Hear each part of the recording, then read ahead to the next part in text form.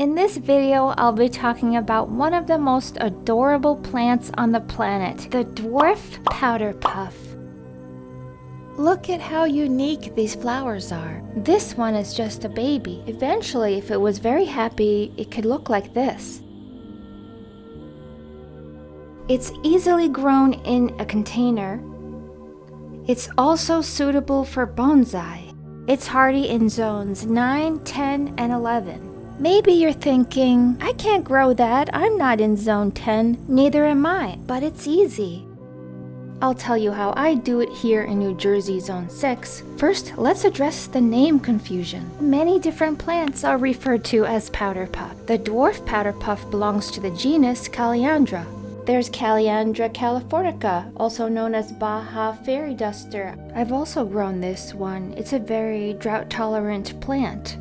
Calliandra houstoniana, Calliandra serenamensis, and many others like this mimosa, which I'll talk more about in just a moment. My dwarf powderpuff came from almost Eden, and they describe it as Calliandra hematocephala nana. Nana means dwarf, but I've also seen these other names used to describe what seems to be the very same plant. Hematocephala was first discovered in a town in Bolivia. It's also distributed in parts of Peru. But when it comes to the dwarf, many consider this one to come from these countries. Experts are still researching this, and hopefully they'll sort it out for us eventually. In the meantime, the dwarf can at least separate itself from some of the calliandras by its distinct leaves and smaller flowers that are less fluffy. It has less leaflets and they're shorter and wider. On the right, I'm holding the dwarf powderpuff leaves, and on the left side, I'm holding what was sold to me anyway as a pink Calliandra hematocephala. I got it last fall. It hasn't flowered yet, so I'm not sure which one it really is yet. It might just be an incorrectly labeled Calliandra serenamensis, which can look a lot like Albizia julibrescens mimosa. Even if it never flowers, I think it's a really pretty houseplant. I'm really hoping to see those big pink puffy flowers though. But I guarantee with the Dwarf Pink Powderpuff, you will get flowers. Depending on the lighting, the flowers can look red, hot pink, or even light pink, but they're generally a hot pink for me. Besides being easy to grow and the ability to flower all year long, hummingbirds also use it. Although not a top-tier hummingbird plant, it does have nectar in it, and nectar feeds hummingbirds, in addition to tiny bugs. Bees also use it.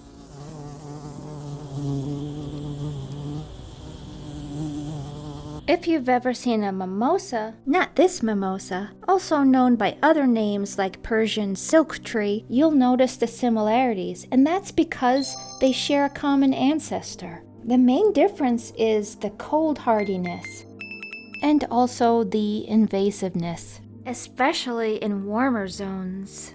Some people refer to Albizia julibrescens mimosa trees as trash trees, partly because they dump so many seeds like trash debris on the ground. They also suffer from weak wood, which makes it dangerous to plant it near your home. Another drawback for people growing it in colder zones is how slow it is to break dormancy in spring and how quickly it goes back to dormancy in fall. I've never seen it grow wild anywhere in our area, so I took a chance and planted a baby away from the house. You could see how similar the leaves are to Calliandra, and they both fold up their leaves at night to protect themselves. Similar to the sensitive mimosa, which is more sensitive. It will actually close immediately if it feels something touching it. Even in full bloom, Albizia pales in comparison to the Calliandra's rich, intensely colored blossoms. Both Calliandra and Albizia belong to the Fabaceae family, which include edible plants like peas, lentils, and chickpeas. This means it's not as toxic as a lot of other plants which your pets might eat. Personally, I have 2 cats, and one cat just loves to eat everything, even plastic. So if she eats a few leaves of this, she'll usually just regurgitate it and will not suffer any side effects afterwards.